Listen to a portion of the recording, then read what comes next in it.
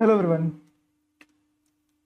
सो आज का टॉपिक है elongation of uniform bar due to its self wait.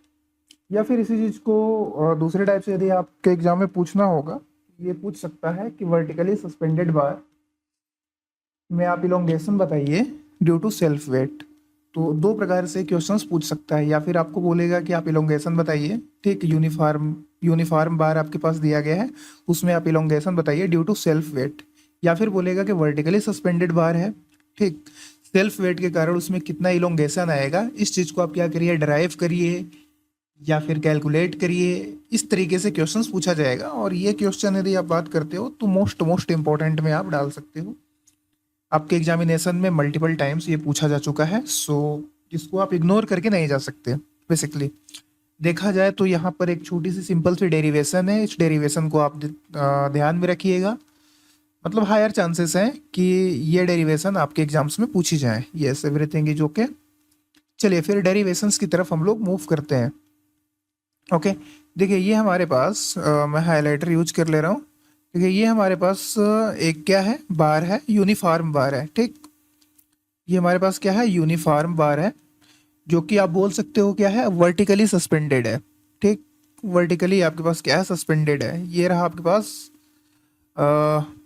Uniform बार, ठीक, जो कि वर्टिकली सस्पेंडेड है। इसमें आपको बताना है कि कितना इलोंगेशन आएगा सेल्फ वेट के कारण, यानी खुद के वेट के कारण इसमें कितना इलोंगेशन आएगा। इस चीज़ का क्या करना है, आपको डेरिवेशन करना है, इस चीज़ का आपको कैलकुलेशन करना है। तो सबसे पहले हम क्या करते हैं, सपोज कर लेते हैं कि ये जो हमारे पास बार है, इस बार की जो लेंथ है वो कैपिटल एल है, ओके। सो हमने मान लिया ये जो बार है, इस बार की जो लेंथ है वो क्या है, कैपिटल एल है, ठीक। साथ ही साथ ये जो बार है, इस बार का जो एरिया है, क्रॉस सेक्शनल एरिया है, ठीक, ओके। चलिए हम डेरिवेशन की तरफ चलते हैं, तो यहाँ पे हम डी भी लिख दे रहे हैं, ठीक, डी, या फिर चलिए हम डेरिवेशन ही लिख दे रहे हैं, ठीक। सो डेरिवेशन हम करना इसका स्टार्ट कर रहे हैं। तो मैं कुछ चीज़ों को पहले आपके साथ नोट डाउन करा दे रहा हूँ, ठीक। जैसे देखो ये जो हमारे पास बार है, इस बार का हम लेंथ कैपिटल एल ले रहे हैं। तो मैंने लिख दिया क्या कि जो सस्पेंडेड बार है इसका लेंथ कितना है, कैपिटल एल है। क्रॉस सेक्शनल एरिया की बात करें तो क्रॉस सेक्शनल एरिया हमारे पास क्या है, ए ले रहे हैं, ठीक। तो क्रॉस सेक्शनल एरिया कितना है, हम कंसीडर करके चल रहे हैं ए, ओके। ये रहा आपके पास cross sectional area, cross sectional area इसका कितना है, ए है, ठीक। ये एरिया है, ऐसा मत समझिएगा कि हम विड्थ वगैरह को मेजर कर रहे हैं, ओके। चलिए ये पॉइंट आपके पास हो गया हमारे पास स्मॉल ए, और इसको हमने बोल दिया स्मॉल बी, ठीक, ओके। Yes sir. तो सबसे पहले हम क्या करेंगे, इसमें एक स्ट्रिप काटेंगे, एक छोटी सी पतली सी पट्टी काटेंगे, ओके। ये हमने एक पतली सी पट्टी काट ली, ओके। इसका जो विड्थ है आप बोल सकते हो, या फिर इसका जो लेंथ है, लेंथ हम ले लेंगे डी एक्स, ठीक, स्मॉल डी एक्स। और पॉइंट बी से, ठीक, ये रहा आपके पास पॉइंट बी, पॉइंट बी से जो लेंथ है इस स्ट्रिप की वो कितना है, एक्स है। या फिर आप बोल सकते हो कि x distance from the bottom, okay. इतने दूरी पे हमने क्या किया, एक स्ट्रिप कट किया। समझ रहे हो आप बात को हमारे, बिल्कुल आप समझ रहे होंगे। इतने दूरी पे हमने क्या किया, हमने इतने दूरी पर एक स्ट्रिप काटा, ओके, जिसका थिकनेस डी एक्स है, ठीक। हम बहुत ही इसको प्रिसाइजली बोलें तो डी एक्स क्या है, D x is the thickness, okay. ये क्या है, ये आपके पास थिकनेस है। यदि हम यंग मॉडुलस की बात करें, ये जो मटेरियल आप देख रहे हैं, जो सस्पेंडेड मटेरियल, जो सस्पेंडेड बार है, इसका यदि हम यंग मॉडुलस की बात करें तो इसका यंग मॉडुलस हम लोग ई कंसीडर करेंगे, ओके। यंग्स मॉडुलस आपके पास क्या हो गया, ई। चलिए, ओके, यहाँ तक आप सभी लोगों को सारी चीज़ें आई होप सब कुछ क्लियर होगा। चलिए अब देखिए हम लोग आते हैं, ये जो हमने स्ट्रिप काटी है, ये जो आप देख पा रहे हो ना स्ट्रिप, ठीक, बिल्कुल सर, ये हम स्ट्रिप देख पा रहे हैं, देख पा रहे हो। रुको हम थोड़ा सा इसको दूसरे कलर से पेंट करते हैं, ठीक। तो ये कलर आई थिंक दिख जाएगा, यस। इस स्ट्रिप को आप ध्यान दीजिएगा, इसकी थिकनेस कितनी है, dx है। ओके, चलिए अब हम क्या काम करेंगे, ये जो हमने कट कर दिया यहाँ से यहाँ तक, यानी ये जो लेंथ है इतना, ये जो हमारे पास बाहर दिख रहा है ये वाला पोर्शन, ठीक, ये जो ग्रीन वाला पोर्शन दिख रहा है, इसका हम क्या करेंगे, इसका हम वेट कैलकुलेट करेंगे। आप बोलोगे सर वेट क्यों कैलकुलेट करेंगे? वेट हम इसलिए कैलकुलेट करेंगे क्योंकि ये इसका जितना जो भी वेट होगा ना, ठीक, यदि आप इसको थोड़ा दूसरे तरीके से देखने की कोशिश करोगे तो ये जो वेट है ये एक प्रकार का इस पे क्या कर रहा होगा, टेंसाइल फोर्स लगा रहा होगा। ये जो नीचे ग्रीन कलर वाला वेट है ये क्या दे रहा होगा सॉरी, ये क्या दे रहा होगा, ये टेंसाइल फोर्स दे रहा होगा, टेंसाइल फोर्स की तरह एक्ट कर रहा होगा। साथ ही साथ तो टेंसाइल स्ट्रेस आएगी, जब टेंसाइल स्ट्रेस आएगा तो इसमें टेंसाइल स्ट्रेन भी आएगा। ओके, इसीलिए तो इलोंगेशन हो रहा है, कॉन्ट्रैक्शन नहीं हो रहा है। तो हम इसका वेट निकालेंगे, वेट इसीलिए निकालेंगे क्योंकि इससे आइडिया लगेगा कि कितना न्यूटन का लोड लग रहा है या फिर कितना वेट लग रहा है जिसके कारण इलोंगेशन हो रहा है। ओके, आई होप यहाँ तक आप चीज़ों को समझ चुके होंगे। तो हम अब कैलकुलेट करेंगे weight of bar. Okay, weight of bar for a length of x, for length of x. Okay, तो कैसे आप निकालोगे वेट, ठीक, तो आपने फ्लूइड मैकेनिक्स में भी पढ़ा होगा एक फार्मूला कि आप किस प्रकार से वेट निकालते हो। तो वेट देखो क्या होगा, इसका जो स्पेसिफिक वेट होगा, ठीक, स्पेसिफिक वेट इनटू वॉल्यूम जो बार का है, ठीक, वॉल्यूम ऑफ बार कहाँ तक का भाई, तो सिर्फ यहाँ हम यल तक का ही कंसीडर करेंगे, पूरा नहीं। Okay, up to length L, up to length L, ठीक, लेंथ एल तक का, लेंथ एल नहीं बोलेंगे, लेंथ एल ले लेंगे तो पूरा हो जाएगा, up to length x. Okay, up to length x यानी सिर्फ और सिर्फ हम इतने की बात कर रहे हैं, ठीक, इतना का। तो स्पेसिफिक वेट हो गया, हम यदि इसको आप ओमेगास दिखाना चाहें ओमेगास दिखा दें, या फिर हम इसको छोटा डब्लू ले रहे हैं, ठीक, small W. Okay, into volume कितना हो जाएगा, तो वॉल्यूम देखो ये हो गया क्रॉस सेक्शनल एरिया इनटू ये एक्स हो गया, तो ए इंटू एक्स। ओके, बिल्कुल सर, यहाँ तक कोई प्रॉब्लम आपको नहीं आनी चाहिए, ठीक, बिल्कुल नहीं आनी चाहिए। और जैसा कि मैंने बताया ये जो आपके पास वेट आ रहा है, ठीक,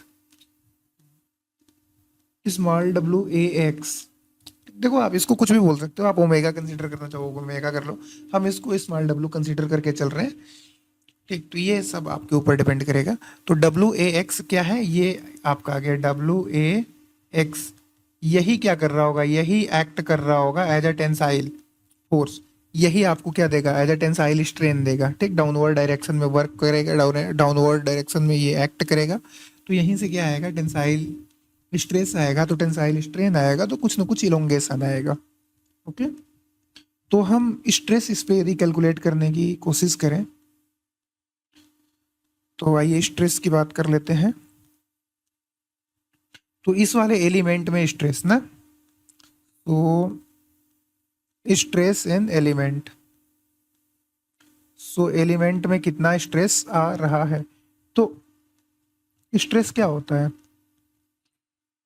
तो स्ट्रेस का मैंने आपको फार्मूला बताया था, क्या बताइएगा, कमेंट में आप क्या कर सकते हैं, इसको टाइप कर सकते हैं। देखिए जहाँ जहाँ पर मैं पूछूं कि क्या, तो वहाँ पे आपका कर्तव्य बनता है कि आप उस पॉइंट को क्या करें, कमेंट में जाकर के कमेंट करें कि हाँ सर आपने ये पूछा था। तो स्ट्रेस आपका क्या होता है, इंटरनल फोर्स होता है ना, internal force per unit area, इस चीज़ को मैंने बताया था और मैंने डेप में बताया था, सारी चीज़ों को आप देख सकते हो। तो देखो कितना फोर्स एक्ट कर रहा है, तो फोर्स आपका एक्ट कर रहा है W A x, small W A x. Okay, cross sectional area कितना है, ए है, तो ए से ए आपका क्या हो जाएगा, कैंसिल हो जाएगा, तो स्ट्रेस इसमें जो आएगा डब्ल्यू ए मतलब स्मॉल डब्ल्यू इंटू एक्स आएगा। ओके, इस चीज से आप अग्री कर रहे हैं, बिल्कुल एग्री कर रहे होंगे। और ये जो स्ट्रेस आ रहा है ना, ये पूरे बार के लिए यूनिफॉर्म नहीं होगा, ये जो पूरा आपको बार दिख रहा है, ठीक, ये आपको जो पूरा बार दिख रहा है, पूरे बार के लिए यूनिफॉर्म नहीं होगा, क्योंकि देखो यहाँ तक ये इतना है, ठीक। जैसे ही थोड़ा सा आप और ऊपर जाओगे वेट और बढ़ जाएगा तो स्ट्रेस और बढ़ जाएगा, जैसे और ऊपर जाओगे वेट और बढ़ जाएगा तो स्ट्रेस और बढ़ जाएगा। जैसे जैसे आप आगे पीछे जाते जाओगे वैसे वैसे वेट बढ़ता जाएगा और स्ट्रेस क्या करता जाएगा, बढ़ता जाएगा। तो आप एक चीज बोल सकते हो कि ये यूनिफॉर्म तो नहीं है, बिल्कुल नहीं है, बिल्कुल ही नहीं है। तो चलिए अब हम देख लेते हैं कि इलोंगेशन कितना आया है बार में, ठीक। तो इलोंगेशन इन बार, इलोंगेशन इन इन बार नहीं, इन एलिमेंट्स, ओके। ये जो हमने छोटा सा एलिमेंट्स लिया है, इस एलिमेंट्स में कितना इलोंगेशन आया है, ओके। तो इलोंगेशन आप कैसे निकालोगे? तो इलोंगेशन आपका क्या होता है, strain into length of element, length of element. देखो ये ऊपर से उड़ रहा होगा तो मैं बता रहा हूँ ये चीज़ कैसे आई, ठीक। उसके लिए परेशान बिल्कुल भी आप मत हो। देखो आपने इस चीज़ को पढ़ा होगा ना, स्ट्रेस जो था वो आपका क्या था, डायरेक्टली प्रोपोर्शनल टू स्ट्रेन था, बिल्कुल सर था। स्ट्रेस को हमने सिग्मा से दिखाया था और ये प्रोपोर्शनलिटी की सिंबल हटाने के लिए हमने कैपिटल ई लाया था जो कि यंग्स मॉडुलस था, और स्ट्रेन को हमने इस तरीके से दिखाया था, बिल्कुल सर आपने इस तरीके से दिखाया था। तो ये आपके पास क्या हो गया, ये हो गया आपके पास स्ट्रेन हो गई, ओके। तो स्ट्रेन इक्वल टू क्या हो जाएगा बताइए? तो आप बोलोगे कि sir stress divided by Young's modulus, okay. Stress अभी आपने कितना कैलकुलेट किया, डब्ल्यू एक्स, तो आप क्या लिखोगे, डब्ल्यू एक्स डिवाइडेड बाई कितना आ जाएगा आपके पास, कैपिटल ई। तो स्ट्रेन हमारे पास कितना आ गया, तो स्ट्रेन हमारे पास आ गया small W x, okay, small W कर लेते हैं, divided by capital E. Elongation sorry length of element कितना हमने कंसीडर किया है, तो लेंथ ऑफ एलिमेंट देखो ये जो हमने लेंथ लिया है वो कितना है, डी एक्स है। देखना ध्यान से देखना, ये छोटा वाला ना, क्योंकि हम इसी पर देख रहे हैं। इलोंगेशन हम किस पर देखेंगे भाई, इस पे देखेंगे, ऐसा मत समझना कि इधर देख रहे हैं। क्यों? क्योंकि देखो यहाँ से, रुको हाइलाइटर में यूज कर रहा हूँ, हाइलाइटर नहीं मैं पेन ही यूज कर रहा हूँ, ओके। देखो यहाँ से नीचे ये वाला जो फोर्स है वो एक्ट, ये वाला जो इसका वेट है वो एज अ फोर्स एक्ट कर रहा होगा। तो हम इस वाले पोर्शन पे देख रहे हैं ना, इस वाले पोर्शन पे देख रहे हैं कि कितना इस वाले पोर्शन पे क्या आया होगा, इलोंगेशन आया होगा। तो इस वाले पोर्शन का लेंथ कितना है, तो ये देखो डी एक्स है, इसी को हमने थिकनेस बोल दिया था। तो लेंथ इसका कितना हो गया, डी एक्स हो गया, ओके। अब टोटल इलोंगेशन निकालना होगा तो क्या करेंगे हम, यदि टोटल इलोंगेशन निकालना होगा तो इस चीज को हम इंटीग्रेट कर देंगे, ओके। टोटल इलोंगेशन की यदि हम बात करें तो क्या कर लेंगे, पूरे को इंटीग्रेट कर देंगे, कहाँ से कहाँ तक, लिमिट कहाँ से कहाँ तक रखेंगे।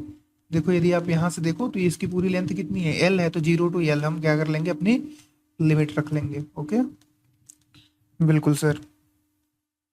तो चलिए इलोंगेशन को हम कैलकुलेट कर रहे हैं, ठीक। तो लिमिट रखेंगे 0 टू कैपिटल एल, क्योंकि कैपिटल एल हमारी लेंथ है। साथ ही साथ किसको हम इंटीग्रेट करेंगे, इस वाले पोर्शन को इंटीग्रेट करेंगे ना, integration of elongation in elements, okay. So इस वाले पोर्शन को क्या करेंगे, हम इंटीग्रेट करेंगे, यानी W x divided by E, capital E that is the Young's modulus into d x, okay. Yes sir. अब देखो इंटीग्रेशन आप सभी लोगों को आता होगा, आप लोग काफ़ी इजीली और आसानी से इस चीज़ को क्या कर सकते हो, इंटीग्रेट कर सकते हो, ओके। यदि मैं पूछूं कि इसमें कौन सा चीज़ वेरिएबल है, तो आपको आंख बंद करके बताना चाहिए कि सर इसमें जो हमारा वेरी कर रहा है वो एक्स वेरी कर रहा है, ठीक। ये एक्स ही वेरी कर रहा है, कहाँ से कहाँ तक, 0 से एल तक। बाकी रेस्ट थिंग क्या है, कांस्टेंट है। तो हम स्पेसिफिक वेट को साथ ही साथ यंग्स मॉडुलस को बाहर कर लेंगे और 0 टू एल इसी एक्स को क्या करेंगे, हम इंटीग्रेट करेंगे। इंटीग्रेशन सभी लोग जानते होंगे, नहीं जानते होंगे तो फिर भाई बात ही अलग है। तो जब आप एक्स को इंटीग्रेट करोगे तो क्या होगा, बताओ जरा। जब आप एक्स को इंटीग्रेट करोगे तो ये हो जाएगा x square divided by 2, okay. Limit हमारे पास lower limit 0, higher limit L, ठीक। इस चीज़ को जब आप लिमिट पुट करोगे तो specific weight divided by Young's modulus higher limit कितनी है, एल है, तो ये कितना हो गया, L square divided by 2। Lower limit कितनी है, लोअर लिमिट आपके पास 0 है, तो एक्स की वैल्यू 0 कर दो, 0/2 कर दो, कोई मतलब ही नहीं है। ओके, तो ये पूरा आपके पास कितना आ जाएगा, यदि हम एलोंगेशन को दिखाएं ओके डेल एल से, तो ये हमारे पास आ गया, क्या आ गया बताइएगा, तो हमारे पास आ गया specific weight divided by capital E, that is Young's modulus, into L square divided by 2। Okay, yes sir, ठीक। अभी देखो, वेट और स्पेसिफिक वेट के बीच में भी हमारे पास कुछ न कुछ रिलेशन होता है, जो कि हम बहुत ही अच्छे तरीके से और भली भांति जानते हैं, ठीक। तो वेट इक्वल टू क्या होता है, तो वेट इक्वल टू होता है sir specific weight into cross sectional area into length. Okay, तो हम क्या करेंगे, हम स्पेसिफिक वेट को वेट में कन्वर्ट करने की कोशिश करेंगे। तो देखो, यदि यही हमारा स्पेसिफिक वेट है ना, इसी चीज को क्या करेंगे, वेट में कन्वर्ट करेंगे, तो ये कितना हो जाएगा, तो W, capital W divided by A into L. Okay, तो हम स्पेसिफिक वेट की वैल्यू इतना पुट कर सकते हैं, बिल्कुल आराम से पुट कर सकते हैं। तो देखो ये कितना हो जाएगा, सो 1/E into capital W A into L square divided by 2। तो देखो एक L से एक L आपका कैंसिल हो जाएगा, तो ये चीज़ आ जाएगी आपके पास capital W L divided by 2AE। ये हमारे पास क्या आ गया, इलोंगेशन आ गया डेल्टा एल। यही चीज़ आपको क्या करना था, यही चीज़ आपको ड्राइव करना था। ओके, ये क्या है आपका, तो ये आप बताओगे कि sir this is the elongation of uniform bar due to self weight, और यू कैन से कि भैया वर्टिकली सस्पेंडेड बार में सेल्फ वेट के कारण कितना इलोंगेशन आया है। ओके, यही चीज़ आपको क्या करनी थी, ड्राइव करनी थी। तो चलिए मैं इसको छोटा कर दे रहा हूँ, जिससे ये सेम पेज पे आपको दिख जाएगा। ये रहा, हालांकि बहुत अच्छे तरीके से नहीं दिख रहा है, एक स्टेप और छोटा करने पे बढ़िया तरीके से आपको दिख गया। ओके, इस चीज़ का आप स्क्रीनशॉट ले सकते हो, बाकी मैंने स्टेप बाय स्टेप कराया है, तो आप आराम से इसको नोट डाउन कर सकते हो। यदि देखा जाए तो ये इस पे आप मोस्ट इम्पोर्टेंट लगा सकते हो। ओके, चलिए एक क्वेश्चन मैं आपके साथ डिस्कस कर ले रहा हूँ।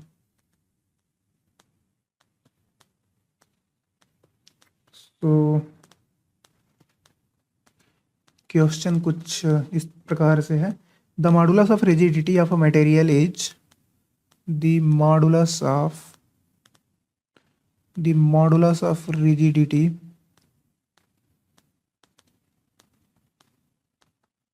of material is 39 GPa. Okay, a 10 mm diameter rod, a 10 mm diameter rod, a 10 mm diameter rod of the material is subjected. Of material is subjected. Okay, yes sir. To an axial tensile force. To an axial tensile force of 5 kilonewton. Of 5 kilonewton. The change in its diameter is the change in its diameter is 0.002 mm. Calculate the Poisson's ratio of material. Calculate the Poisson's ratio. Poisson's ratio of material. Of material. तो material का Poisson ratio आपको क्या करना है, calculate करना है। चलिए step by step इसको क्या करते हैं, सॉल्व करने की कोशिश करते हैं। जब कभी भी आपको न्यूमेरिकल सॉल्व करना हो तो आप दो तीन चीज़ों को ध्यान में रख सकते हो। सबसे पहले आपको देखना है कि क्या क्या चीज़ दिया गया है। जब आपको पता चल जाए कि हाँ हमें ये सारी चीज़ें दी गई हैं, तो दूसरे नंबर पे आप ये देखोगे क्या आपको कैलकुलेट करना है। ओके, और यदि यहाँ पर आप ध्यान से देख पा रहे होंगे तो आपको पता चलेगा कि आपके पास मॉडुलस ऑफ रिजिडिटी दिया गया है, जो कि जिसको हम लोग कैपिटल जी बोलते हैं, और साथ ही साथ आपको डायामीटर दिया गया है, टेंसाइल फोर्स दिया गया है, और डायामीटर में कितना चेंज हुआ है इस चीज़ को बता दिया गया है। और आपसे पूछा गया है पॉइजन्स रेशियो। तो गिवन में यदि आप देखो तो क्या क्या है आपके पास। तो गिवन में आप बता सकते हो कि sir modulus of rigidity that is capital G 39 GPa, okay, giga pascal. Okay, दूसरा हमारे पास क्या है, डायामीटर। तो डायामीटर को हम स्मॉल डी से डिनोट कर रहे हैं 10 mm। ओके, देखो अब यूनिट, अब देखो यहाँ पर चेंज करना पड़ेगा आपको। यूनिट नहीं चेंज करोगे तो प्रॉब्लम हो जाएगी। फोर्स आपके पास कितना है, 5 किलो न्यूटन का है। ठीक, साथ ही साथ change in dia that is del D कितना है, ये है आपके पास 0.02 mm। आपसे पूछा क्या गया है, सो आपसे पूछा ये गया है कि आप कैलकुलेट करिए Poisson's ratio. Poisson's ratio, Poisson's ratio, इस चीज़ को क्या करना है आपको, कैलकुलेट करना है, पॉइजन्स रेशियो ऑफ मटेरियल। चलिए सॉल्यूशंस की तरफ बढ़ते हैं। क्वेश्चंस काफ़ी अच्छा है, तो ध्यान दीजिएगा। तो सबसे पहले आपको क्या करना है, सबसे पहले तो आप देखोगे कि आपके पास जो रॉड है इसमें कितना आया है टेंसाइल फोर्स। टेंसाइल फोर्स बोलना तो मतलब बहुत अच्छा नहीं होगा, क्योंकि टेंसाइल फोर्स तो ऑलरेडी दिया हुआ है। तो हम क्या करेंगे, टेंसाइल स्ट्रेस की बात करेंगे। ओके, तो tensile stress that is sigma. तो ये कैसे निकलेगा, तो टेंसाइल फोर्स डिवाइडेड बाई जो एरिया है। तो आप बोलोगे सर एरिया कैसे निकालेंगे, तो एरिया आप निकालोगे ना, क्योंकि आपके पास डाया दिया गया है। ठीक, तो डायामीटर दिया गया है तो आप आराम से एरिया क्या कर सकते हो, निकाल सकते हो, π/4d² करके। बिल्कुल। तो फोर्स आपके पास कितना है, तो फोर्स आपके पास है, ये रहा 5 किलो न्यूटन। तो ये हमने लिखा 5 10⁻³ क्योंकि हम इसको न्यूटन पर mm² में बदलने की कोशिश कर रहे हैं। तो ये हो गया 5 × 10⁻³ साथ ही साथ अब देखो एरिया की बात है। देखो यार ये क्या होता है, इसी चीज़ को तो बोलते हो ना internal force per unit area, F/A। तो वही चीज़ है। एरिया कितना हो जाएगा, तो एरिया हो जाएगा π/4। देखो एरिया, ठीक, डाया दिया गया है तो क्या लिखोगे आप, π/4d²। तो π/4 डी कितना है, 10 mm है। ये कहीं इधर लिखा है हमने, ये रहा 10 mm। तो 10 का स्क्वायर, इस चीज़ को कैलकुलेट करोगे तो सिग्मा कितना मिलेगा आपको, तो सिग्मा आपको लगभग मिलेगा 63.66 न्यूटन पर mm²। Okay, yes sir. अब देखो लॉन्गिट्यूडनल स्ट्रेन आप निकालोगे। देखो पॉइजन्स रेशियो क्या होता है, लेटरल स्ट्रेन और लॉन्गिट्यूडनल स्ट्रेन का रेशियो होता है। ओके, तो चलिए लॉन्गिट्यूडनल स्ट्रेन निकालते हैं हम। सो लॉन्गिट्यूडिनल स्ट्रेन, तो लॉन्गिट्यूडनल स्ट्रेन कैसे निकालोगे, एप्सिलॉन ना। तो आपके पास क्या है, आपने स्ट्रेस तो कैलकुलेट कर ही दिया, और डिवाइडेड बाय यंग्स मॉडुलस। देखो यार स्ट्रेस इक्वल टू होता है ना यंग्स मॉडुलस इनटू स्ट्रेन, बस इसी चीज़ को हमने उलट पलट लिया है। ओके, सो सिग्मा हमारे पास आ चुका है 63.66, और ई की वैल्यू दी है क्या, तो यहाँ पे ई की वैल्यू तो नहीं दी है, बट जी की वैल्यू इसने दे रखा है। कहाँ गया, ये रहा। और मैं आपको सुबह वाले क्लास में इलास्टिक कांस्टेंट के बारे में बताया था, रिलेशनशिप्स के बारे में बताया था। तो देखो हम क्या लिख सकते हैं, ई और जी में क्या है, रिलेशन। तो ई इक्वल टू होता है 2g 1 + μ। भूल गए हैं तो आप पन्ना पलट सकते हैं। ओके, आप क्या करिएगा, पेज को पलटिएगा। तो ई की वैल्यू हम लिख सकते हैं 2g 1 + μ। तो 2 G 1 + μ। ओके, ये रहा। Okay, so 63.66 divided by 2 into g की वैल्यू कितनी आ गई? तो जी की वैल्यू ऊपर हमारे पास दिया गया है 39 GPa। सो 39 10⁻³ क्योंकि हम न्यूटन पर mm में ही बदल रहे हैं, ये रहा, क्योंकि यूनिट तो सेम होनी चाहिए ना, अदरवाइज प्रॉब्लम हो जाएगी। 1 + μ। म्यू है पॉइजन रेशियो, पॉइजन रेशियो हमको पता है नहीं। ओके, बिल्कुल। यूनिट क्या होगी, मैं फिर से पूछ रहा हूँ, इसका लॉन्गिट्यूडनल स्ट्रेन का यूनिट क्या होगा? तो आप बताओगे सर mm/mm, और दोनों को आप कैंसिल करके बोल दोगे कि ये क्या है, यूनिटलेस है। Okay, yes sir. तो यहाँ से आपको कितना मिल जाएगा यदि इन सारी चीज़ों को आप कैलकुलेट करोगे कैल्शियम रख के वैल्यू को, तो मिलेगा 8.16 into 10⁻⁻⁴ divided by 1 + μ।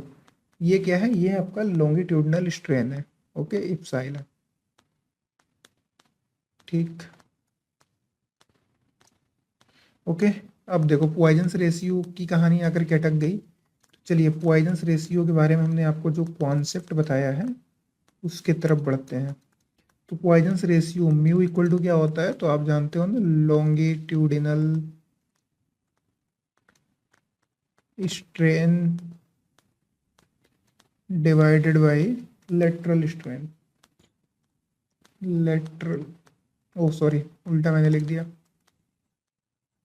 Lateral divided by longitudinal. Okay, lateral strain divided by longitudinal strain, टूडिनल स्ट्रेन। ओके, ओके, सो हमने लॉन्गिट्यूडनल तो निकाल लिया, ठीक। लेटरल कैसे निकालेंगे? ओके, तो देखो, लेटरल स्ट्रेन आप बहुत ही आसानी से निकाल सकते हो। कैसे निकालोगे? तो देखो, लेटरल स्ट्रेन के बारे में आपके पास आइडिया दे रखा है। यहाँ पे देखो, जो डाया में चेंज हुआ है वो कितना चेंज हुआ है, 0.02 mm का। ठीक, ये चेंज दे रखा है। तो हम इसकी हेल्प से क्या करेंगे, लेटरल स्ट्रेन को निकाल लेंगे। यानी हम बोल सकते हैं del D divided by D, और लॉन्गिट्यूडनल स्ट्रेन इप्सिलॉन, और डेल डी की वैल्यू हमारे पास 0.002 है, डिवाइडेड बाई 10। ओके, इतना लिख सकते हैं, बिल्कुल रख सकते हैं। अभी हमने इप्सिलॉन की वैल्यू निकाली, दैट इज लॉन्गिट्यूडनल स्ट्रेन। तो ये कितना है, 8.16, okay, into 10⁻⁻⁴ divided by 1 + μ। Okay, yes sir, बिल्कुल। यहाँ तक किसी को कोई भी प्रॉब्लम नहीं आनी चाहिए, आई होप। और ये हम क्या कर रहे हैं, इसको कैलकुलेट करने की कोशिश करेंगे। ठीक, ये क्या है, देखो, इस म्यू को भूलना नहीं। ठीक, ये हो गया यहाँ पे आपके पास म्यू, क्योंकि पॉइजन्स रेशियो की ही कहानी चली थी। जब आप पूरा कैलकुलेट करोगे तो म्यू की वैल्यू आपको मिल जाएगी लगभग 0.324 के आसपास। यदि मैं पूछूं कि भैया बताओ पॉइजन रेशियो का यूनिट, तो क्या होगा पॉइजन रेशियो का यूनिट? यदि बहुत आप विचार करोगे या फिर बहुत विचार नहीं करोगे तो भी आप पाओगे कि लेटरल स्ट्रेन क्या था, mm/mm, okay, divided by longitudinal क्या था, mm/mm। तो आप बोल सकते हो कि ये भी क्या है, यूनिटलेस ही है। Okay, yes sir. तो इस प्रकार से आप क्या करोगे, अपने न्यूमेरिकल्स को अप्रोच करोगे। Okay, so today we have completed your unit number 1। तो अच्छे तरीके से यूनिट नंबर 1 को पढ़िए, रिवाइज करिए, और इसमें एज पर न्यू सिलेबस बहुत सारी चीज़ों को हटा दिया गया है, तो आप परेशान मत होइएगा। जो भी चीज़ें हैं अभी मैंने आपको कुछ आपके साथ कुछ न्यूमेरिकल्स कराए हैं, आप क्या करिएगा और भी न्यूमेरिकल्स को आप देख लीजिएगा प्रीवियस ईयर क्वेश्चंस को उठा करके। साथ ही साथ जो भी मैंने आपके साथ कॉन्सेप्ट को डिस्कस किया उन सारे कॉन्सेप्ट को रिवाइज कर लीजिएगा। तो चलिए मिलते हैं हम लोग यूनिट नंबर 2 में। Thank you.